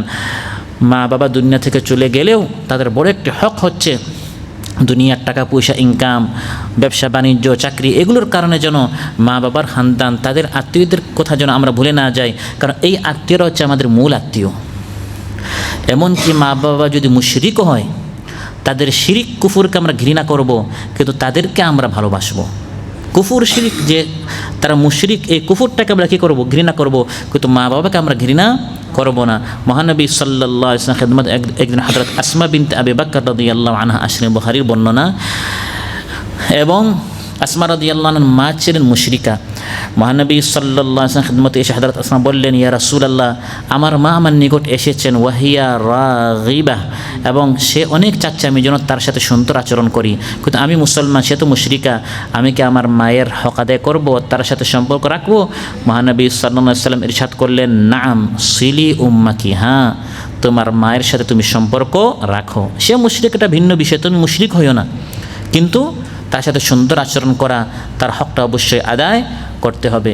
বিশেষ করে দান খয়রাতের ক্ষেত্রে, খরচ করার ক্ষেত্রে আমার পরিবারের পর অন্য বাহিরের একজনকে, একজন দরিদ্র মিসকিন মুহতাজকে দেওয়ার আগে আমার আত্মীয়দের মধ্যে কে মিসকিন আছে, কে মুহতাজ আছে, আমার খালা হতে পারে, ফুফু হতে পারে, চাচাতো বোন হতে পারে, ভাই হতে পারে, আমার মামাতো ভাই হতে পারে, অনেক মুহতাজ, আমি বাহিরের লোকদেরকেও দিব, কিন্তু পরে আগে দিব আত্মীয়দের মধ্যে, কারণ এটাও সম্পর্ক অটুট রাখার একটি অংশ। বুখারী মুসলিমে এসেছে হযরত আবু তালহা রাদিয়াল্লাহু আনহু তিনি সিদ্ধান্ত নিলেন তিনি তার পুরা বাগানটি আল্লাহর রাস্তায় দিয়ে দেবেন। সুবহানাল্লাহ। মহানবী সাল্লাল্লাহু আলাইহি ওয়াসাল্লাম তাকে বললেন, আরা আনতা জাআলাহা ফিল আকরাবিন, হে আবু তালহা, বাহিরের লোকদেরকে বাগান না দিয়ে আমি রাসূলুল্লাহর পরামর্শ হচ্ছে যে তুমি এই বাগানটি তোমার আত্মীয়দের মধ্যে ভাগ করে দাও, বন্টন করো। ফাকাসামাহা আবু তালহা আলা আকারিবিহি ওয়া বানি আম্মি, হযরত আবু তালহা রাদিয়াল্লাহু আনহু এই বাগানটি তার আত্মীয়দের মধ্যে তিনি ভাগ করলেন, বন্টন করলেন। হযরত আলী রাদিয়াল্লাহু আনহু বলেন, আন আসিলা আখান মিন ইখওয়ানি বিদিরহাম আহাব্বু ইলাইয়া মিন আন আতাসাদ্দাকা বি20 দিরহামান, আমার পর কাউকে 20 দিরহাম দেওয়ার চাইতে আমার আত্মীয় কাউকে 1 দিরহাম দেওয়া আমার নিকট বেশি প্রিয়, কারণ এতে করে আমি দানের সওয়াবটাও পেলাম, আত্মীয়তার সওয়াবটাও পেলাম। يسألونك ماذا ينفقون قل ما أنفقتم من خير فللوالدين والأقربين واليتامى والمساكين وابن السبيل। তিরমিজিতে এবং ইবনে মাজাহ এসেছে রাসূল সাল্লাল্লাহু আলাইহি ওয়াসাল্লাম ইরশাদ করেন, আখিরাতের আগে দুনিয়াতে কিছু কিছু গুনাহ এর শাস্তি আল্লাহ আগে দিয়ে দেন। এত জঘন্য অপরাধ, আখিরাতের শাস্তি তো আছেই, দুনিয়াতেও এর শাস্তি আল্লাহ খুব দ্রুত দিয়ে দেন। মা মিন দানবিন আজদারা আন ইউআজ্জিলাল্লাহু লিসাহিবিহিল উকুবাতা ফিদ দুনিয়া মা মা ইয়াদখিরু লাহু ফিল আখিরাতি মিনাল বাগয়ি ওয়া কাতিআতির রাহিম, কার উপর জুলুম করা এবং আত্মীয়দের সাথে সম্পর্ক ছিন্ন করা, এই দুই অপরাধের কারণে আখিরাতের আগে দুনিয়াতে আল্লাহ দ্রুত শাস্তি দিয়ে দেন। নাউযুবিল্লাহ। অতএব ইমানদাররা আত্মীয়দের সাথে সম্পর্ক ছিন্ন করতে, বিশেষ করে এখন এই যে সময়টা আছে, বৃহস্পতিবার দিন, জুমাবারের রাত, ইন্না আমালা বানি আদম তু'রাদু কুল্লা খামিসিন লাইলাতাল জুমআ, রাসূল সাল্লাল্লাহু আলাইহি ওয়াসাল্লামের সাথে মুসনাদে আহমদে এসেছে যে বৃহস্পতিবার জুমার দিনের রাতে বনি আদমের আমলগুলো আল্লাহর সামনে পেশ করা হয়। ফালা ইউকবালু আমালু কাতি'i রাহিমিন, সবার আমল পেশ হয় আল্লাহর ফাইলে, নেক আল্লাহর অফিসে নেক আমলের যারা নেককার আছে তাদের ফাইলগুলো অ্যাকসেপ্ট হয়, শুধু যারা আত্মীয়দের সাথে সম্পর্ক রাখে না তাদের ফাইলগুলো অ্যাকসেপ্ট হয় না, এগুলো প্রত্যাখ্যান করা। নাউযুবিল্লাহ। এগুলো প্রত্যাখ্যাত, এগুলো রিজেক্ট করা হয়। তোমার এই আমল আমি আল্লাহর অফিসে কি নয়, গ্রহণীয় নয়। প্রিয় ভাইরা, অতএব আমাকে আপনাকে আত্মীয়দের সাথে সম্পর্ক মজবুত রাখতে হবে। ইমানদারদের তৃতীয় যে গুণ আলোচ্যতে আল্লাহ তাআলা বলেছেন সেটি হচ্ছে ওয়ায়াখশাউনা রাব্বাহুম, ইমানদারেরা সবসময় তাদের রবকে ভয় করে। কাকে ভয় করে? রবের ভয় সবসময় অন্তরে জাগ্রত রাখা। আল্লাহ আমাকে দেখছেন, আল্লাহ আমাকে শুনছেন, কিয়ামতের দিন একদিন আল্লাহর সামনে আমাকে দাঁড়াতে হবে, হিসাব দিতে হবে। এই ভয়টি, আল্লাহর ভয়টি ইমানদারদের অন্তরে সদা জাগ্রত থাকে। ওয়াম্মা মান খাফা মাকামা রাব্বিহি ওয়া নাহান নাফসা আনিল হাওয়া ফাইন্নাল জান্নাতা হিয়াল মাওয়া। আল্লাহ তাআলা বলেন, আল্লাহর সামনে একদিন দাঁড়াতে হবে। এই অবস্থানকে যারা সবসময় স্মরণ রাখে, কি হবে তখন আমার, যখন আল্লাহর সামনে আমি দাঁড়াবো, হিসাব দিতে হবে এবং নিজের মন মতো চলে না, বরং আল্লাহর ভয়ে সবসময় আতঙ্কিত যে ব্যক্তি, তার ঠিকানা হচ্ছে জান্নাত। সুবহানাল্লাহ। বিশেষ করে আল্লাহর কোরআনের আয়াতগুলো শুনে, বিশেষ করে কোরআনের মধ্যে জাহান্নামের আয়াত, শাস্তির আয়াতগুলো শুনে ইমানদারদের অন্তর প্রকম্পিত হয়ে যায়। আল্লাহু নাজ্জালা আহসানাল হাদিসি কিতাবাম মুতাশাবিহাম মাসানিয়া তাকশাইরু মিনহু জুলুদুল লাযিনা ইয়াখশাউনা রাব্বাহুম সুম্মা তালিনু জুলুদুহুম ওয়া কুলুবুহুম ইলা যিকরিল্লাহ। আল্লাহ তাআলা বলেন, আল্লাহ তাআলা সর্বোত্তম কালাম কোরআন নাজিল করেছেন।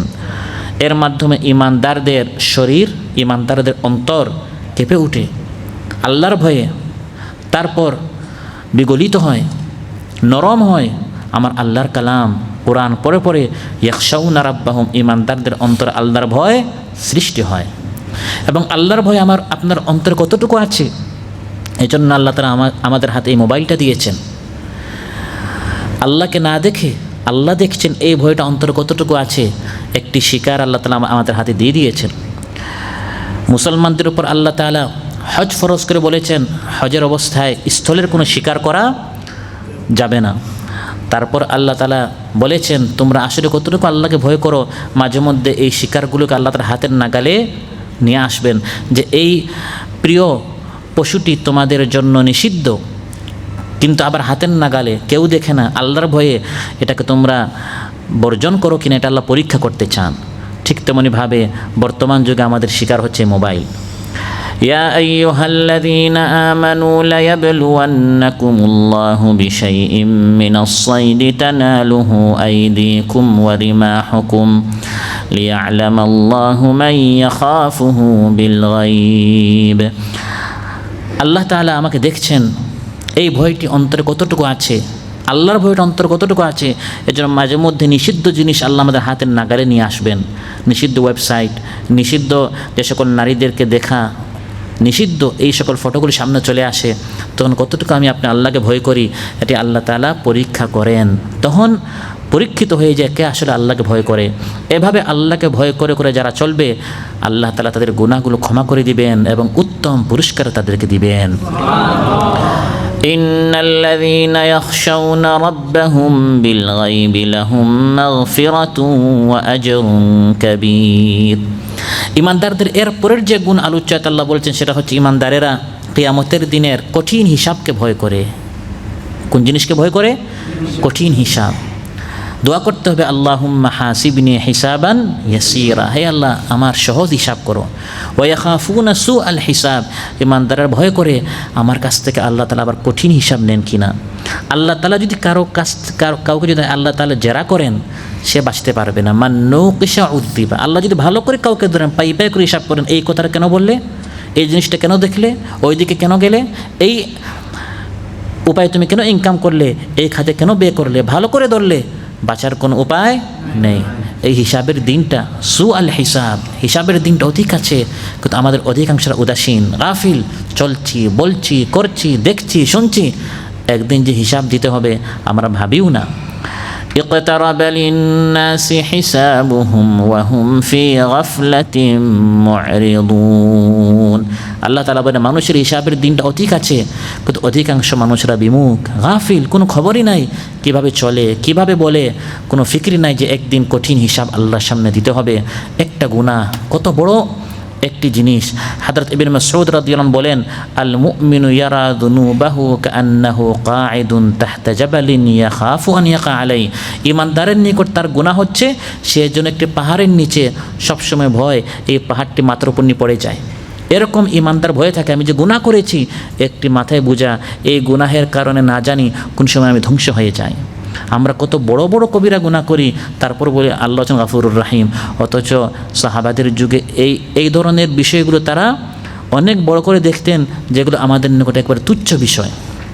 ইন্নাকুম লাতা'মালুনা আ'মালান হিয়া আদাক্কু ফি আ'য়ুনিকুম মিনাশ শা'রি কুন্না না'উদ্দুহা ফি আহদি রাসূলিল্লাহি সাল্লাল্লাহু আলাইহি ওয়াসাল্লাম মিনাল মুবিকাত। হযরত আনাস রাদিয়াল্লাহু বলেন যে আল্লাহর নবীর যুগে আমরা কিছু কিছু, তোমরা অনেক কাজ এমন করো তোমাদের নিকট এটা চুলের চাইতে হালকা, ছোট্ট একটা গুনাহ, অথচ আল্লাহর নবীর যুগে আমরা এটাকে এত বড় কবিরা মনে করতাম যে আমার গোটা জীবনকে ধ্বংস করে দিবে। এভাবে আমরা কত গুনাহ করে যাচ্ছি, কিন্তু হিসাবের আমাদের কোনো চিন্তা নেই, শুধু করেই যাচ্ছি। হিসাব যে দিতে হবে আমাদের কোনো ফিকির নেই। লিয়াজজি আল্লাহু কুল্লা নাফসিম মা কাসাবাত ইন্নাল্লাহা সারিউল হিসাব। আল্লাহ তাআলা বলেন প্রত্যেক মানুষের কাছ থেকে আল্লাহ হিসাব নেবেন। প্রত্যেক মানুষ আল্লাহর নিকট তার কাজের ইয়াজজি, প্রতিদান বা শাস্তি অবশ্যই পেতে হবে। অযথা অনর্থক আল্লাহ আমাদেরকে সৃষ্টি করে নাই যে করেই যাব, দেখেই যাব, কোনো হিসাব নাই, না, বিষয়টা এমন নয়। ফাওয়ারাব্বিকা লানাসআলান্নাহুম আজমাইন আম্মা কানু ইয়ামালুন। আল্লাহ তাআলা বলেন অবশ্যই আমি তাদের কাছ থেকে হিসাব নিব এই দুনিয়াতে তারা কি আমল করত। প্রিয় ভাইরা, এরপর ইমানদারদের যে গুণ, সেটি হচ্ছে ইমানদারেরা আল্লাহর মহব্বতে তারা সবর করে। কি করে? আল্লাহ তারা একটা বিপদ দিয়েছেন, আল্লাহর উপর তারা পাল্টা প্রশ্ন করে না।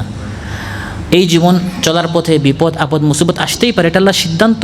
গোটা জীবন সুখে যায় না, গোটা জীবন দুঃখে যায় না, বরং ওয়ালানাবলুওয়ান্নাকুম বিশাইইম মিনাল খাউফি ওয়াল জু'i ওয়া নাকসিম মিনাল আমওয়ালি ওয়াল আনফুসি ওয়াস সামারাত। আল্লাহ তাআলা বলেন অবশ্যই আমি তোমাদেরকে পরীক্ষা করব। বিপদ আপদ আসবে, কখনো ক্ষুধার মাধ্যমে, কখনো ভয়ের মাধ্যমে, কখনো আর্থিক সংকটের মাধ্যমে, কখনো জানি সংকটের মাধ্যমে। সন্তান মারা যাবে, সন্তান অসুস্থ হবে, নানা ধরনের কষ্টে বিপদে জীবন যাপন তোমরা করবে, ফসল কমে যাবে ইত্যাদি। তখন ইমানদারেরা কি করে? সবর করে। ওয়াবাশশিরিস সাবিরিনা আল্লাযীনা ইযা আসাবাতহুম মুসিবা قالوا إنا لله وإنا إليه راجعون। ইমানদাররা বিপদে পড়লে তখন তার অস্থির হয় না, অধৈর্য হয় না, আল্লাহর উপর পাল্টা তারা প্রশ্ন করে না, বরং তারা বলে আমরা সবাই আল্লাহর দিকে আমাদের অবশ্যই ফিরে যেতে হবে। হ্যাঁ, সে গিয়েছে আগে, আমি কিছুদিন পরে যাব, সবাই আল্লাহর কাছে যাব, একটু আকপিস হচ্ছে, এটা নিয়ে অস্থির হওয়ার কিছু নেই। যখনই বিপদে পড়ব প্রথম ধাক্কায় সবর করা। সব কিছু বলার পর তারপর বললাম যাক সবর করলাম, এই সবরে কোনো কি নেই, অর্থ নেই। আস-সাবরু ইনদা সাদমাতিল উলা। মহানবী সাল্লাল্লাহু আলাইহি ওয়াসাল্লাম ইরশাদ করেন প্রথম সাদমা, প্রথম ধাক্কায় সবর করা, যে আল্লাহ তাআলা যে সিদ্ধান্ত নিয়েছেন তার উপর আমি খুশি আছি। প্রিয় ভাইরা, নবীদের জীবনে সবচেয়ে বেশি বিপদ আপদ এসেছে। আমার আপনার জীবনে যত বিপদ আসুক না কেন, নবীরা এর চেয়ে হাজার গুণ বেশি কষ্টে ছিলেন। আর্থিকভাবে, শারীরিকভাবে, স্বাস্থ্যের দিক দিয়ে নানা ধরনের বিপদে ছিলেন, কিন্তু তারা অধৈর্য হন নাই, আল্লাহর সিদ্ধান্তের উপর তারা কোনো আপত্তি করেন নাই। সবচেয়ে বেশি রোগ ব্যাধি দ্বারা পরীক্ষা কারে করা হয়েছিল? হযরত আইয়ুব আলাইহিস সালাম। কিন্তু তিনি কেমন আচরণ করেছেন আল্লাহর সাথে? আল্লাহ নিজে বলছে ইন্না ওয়াজাদনাহু সাবিরা নি'মাল আবদু ইন্নাহু আওয়াব।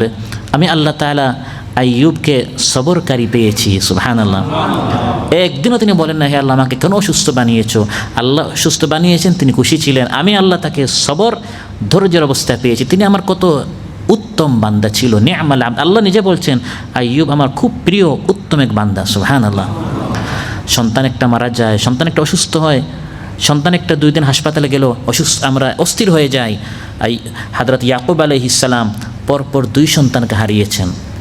প্রথম সন্তান হযরত ইউসুফ আলাইহিস সালামকে হারিয়ে অস্থির না হয়ে তিনি বলেছেন ফাসাবরুন জামিল ওয়াল্লাহুল মুস্তাআনু আলা মা তাসিফুন। উত্তম সবর করলাম। তোমরা ইউসুফ আলাইহিস সালামের ভাইদেরকে তিনি বলছেন তোমরা যে ষড়যন্ত্র করছো আমি আল্লাহর নিকট সাহায্য চাচ্ছি। কয়েক বছর যেতে না যেতে তার আরেক সন্তান বিনিয়ামিনকে তিনি হারালেন। তাও অধৈর্য হন নাই।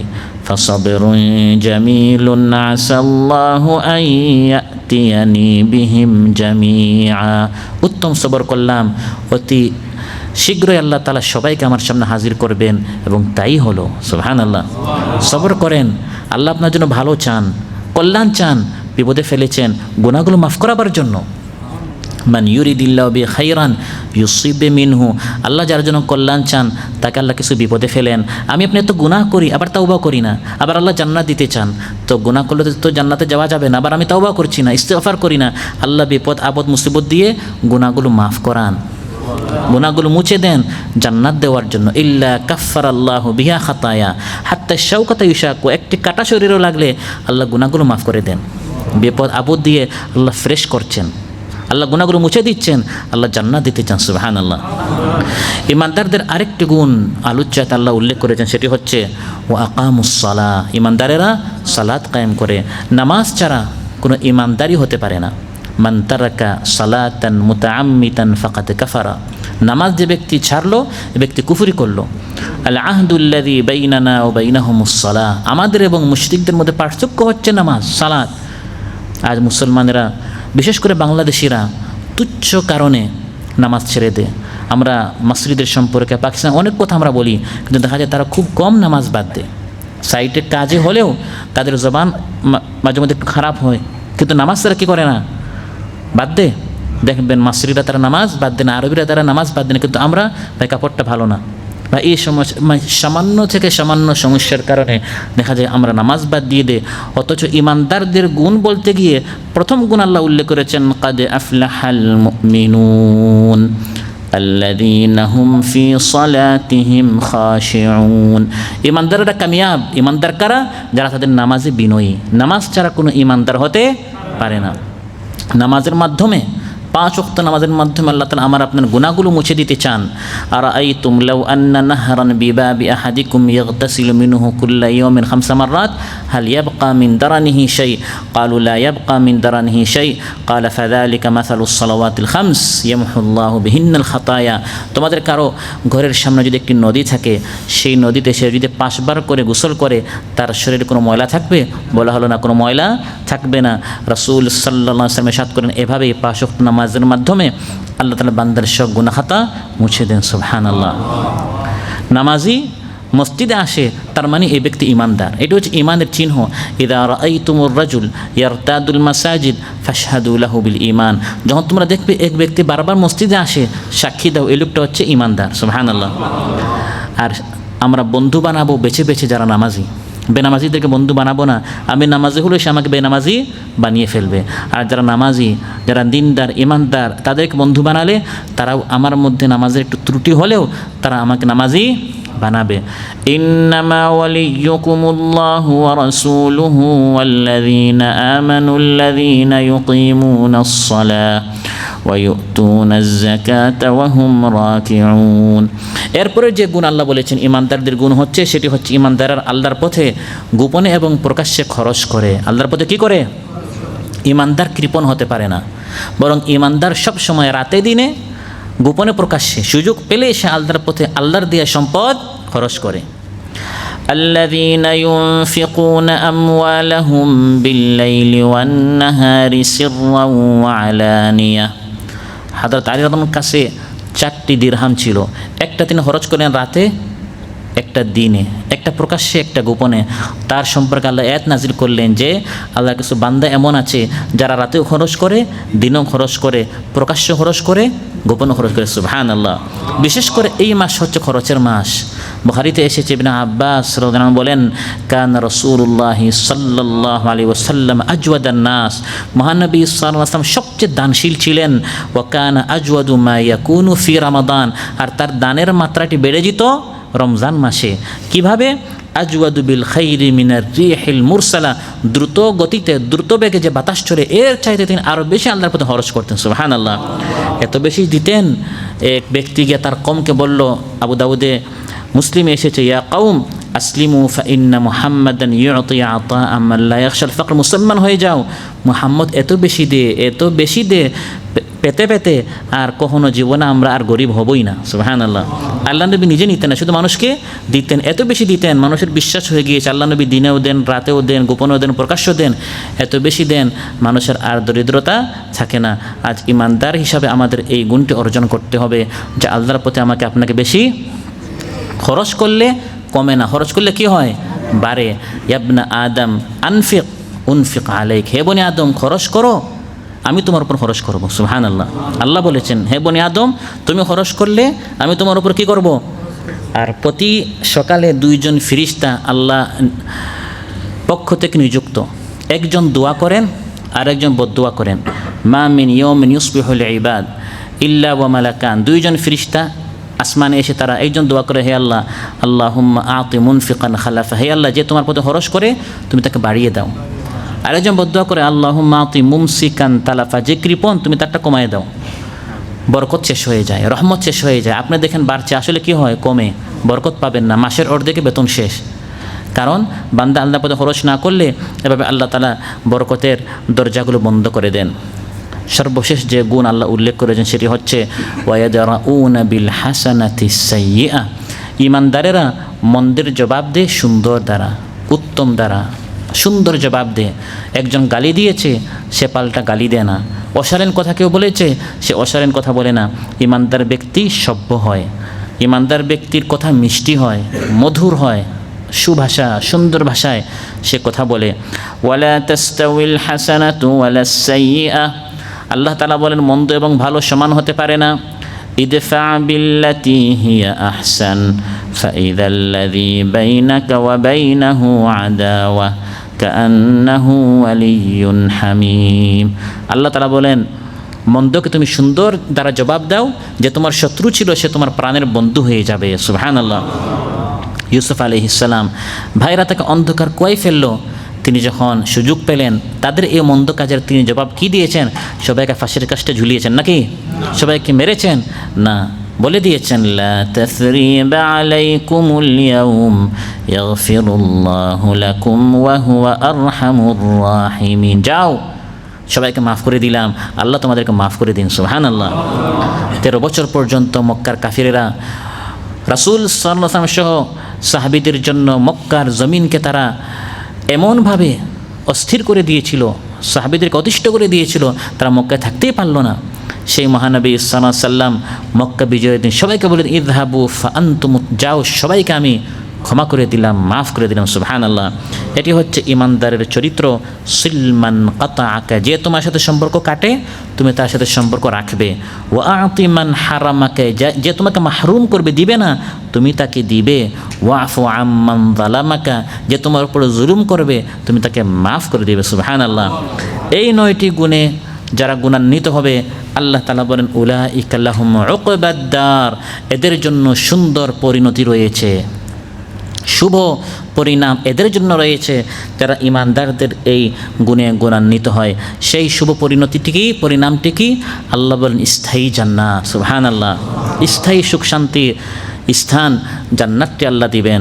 জান্নাতু আদনি ইয়াদখুলুনাহা, স্থায়ী থাকার জান্নাতে তারা বসবাস করবে, সেখানে তারা চিরকাল থাকবে, অনন্তকাল থাকবে। খালিদিনা ফিহা আবাদা। আর সেই জান্নাতের ভিসাটি ফ্যামিলি ভিসা হবে। কি ভিসা হবে? জান্নাতে ইমানদাররা একা যাবে না, বরং ইমানদারদের স্ত্রী সন্তান মা বাবার মধ্যে যারা ইমানদার সবাইকে নিয়ে আল্লাহ জান্নাতে তাদেরকে থাকার ব্যবস্থা করে দিবেন। এমনকি আপনি যদি জান্নাতের উপরে হন, আপনার মা বাবা বা ছেলে বা স্ত্রী কেউ যদি নিচে হয়, তাকে আল্লাহ তাআলা আপনার কারণে উপরের জান্নাতটি দিয়ে দিবেন। ومن صلح من آبائهم وأزواجهم وذرياتهم, আল্লাহ তাআলা বলেন যারা এই সকল ইমানদারদের গুণে গুণান্বিত হবে তারাও জান্নাতে যাবে, পাশাপাশি তাদের মা বাবা স্ত্রী সন্তানদের মধ্যে যারা নেককার হবে আলহাকনা বিহিম যুররিয়াতাহুম, তাদেরকে আমি তাদের সাথে জান্নাতে মিলিত করে দিব। আর জান্নাতে তারা সব ধরনের আরাম করবে, সুখ পাবে, আর ফেরেশতারা দরজায় ঢুকে ঢুকে তাদেরকে শুধু সালাম করবে। والملائكة يدخلون عليهم من كل باب سلام عليكم بما صبرتم فنعم عقبى الدار। ফেরেশতারা দরজায় তাদেরকে সালাম করতে থাকবে আর বলবে এই জান্নাতটি আর তোমরা কেন পেয়েছো? বিমা সবার কারণ জান্নাতে তোমরা, কারণ দুনিয়াতে তোমরা অনেক সবর করেছো, মন চেয়েছে অন্যায় করতে, অপরাধ করতে, গুনাহ করতে, কিন্তু তোমরা করো নাই, সবর করে করে জীবনযাপন করেছো বিধায় আজ সে উচ্চ জান্নাত, আরামের জান্নাত, নাজ নেয়ামতের জান্নাত আজ তোমাদের জন্য অবধারিত। সুবহানাল্লাহ।